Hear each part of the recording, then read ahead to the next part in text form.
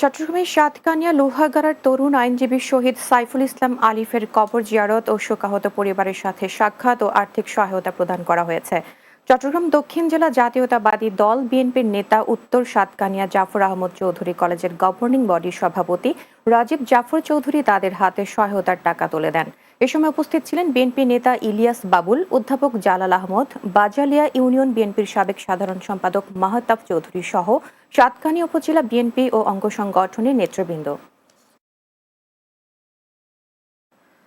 পাবনার ঈশ্বরদী ইপিজেডের একটি কারখানার নামে চট্টগ্রাম বন্দরে আসা ২০ ফুট দীর্ঘ এক কন্টেইনার সিগারেট আটক করেছে কাস্টম হাউস।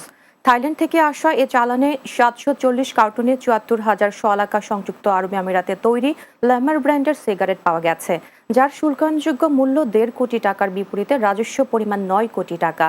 বিষয়টি নিশ্চিত করেছেন কাস্টম হাউসের ঊর্ধ্বতন কর্মকর্তারা।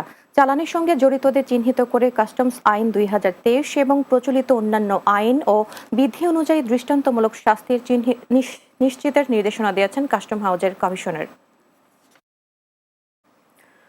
চট্টগ্রামের ফটিকছড়িতে ঈদে মিলাদুন্নবী ফাতেহায়ে ইয়াজ দাহুম ও শাহানশাহ জিয়াউল হক মাইজ ভান্ডারী চান্দ্র বার্ষিকী উদযাপন ও হজরত সৈয়দ জিয়াউল হক মাইজ ভান্ডারী তোরণ উদ্বোধন করা হয়েছে। তোরণ উদ্বোধন করেন মাইজ ভান্ডারী গাউসিয়া হক কমিটি বাংলাদেশ কেন্দ্রীয় পরিষদের সভাপতি রেজাউল আলী জসিম চৌধুরী।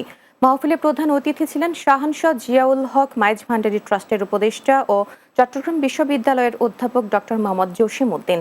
আলোচক হিসেবে উপস্থিত ছিলেন চট্টগ্রাম বিশ্ববিদ্যালয়ের ইসলামের ইতিহাস বিভাগের chairman doctor SM. Borhan Uddin, Hazrat Maulana Mohammad Enam Reza, মুফতি মোহাম্মদ গোলাম রব্বানী কাশেমী সহ অনেকে।